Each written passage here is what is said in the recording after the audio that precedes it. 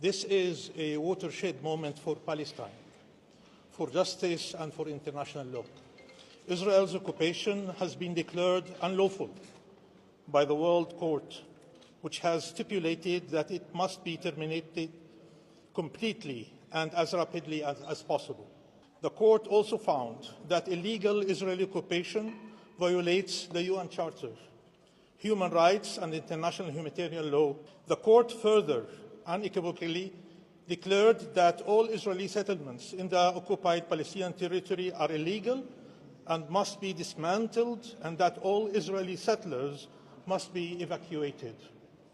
The court declared that Israeli illegal occupation not only violates but eviscerates the Palestinian people's right to self-determination in their own land, including the right to their own state.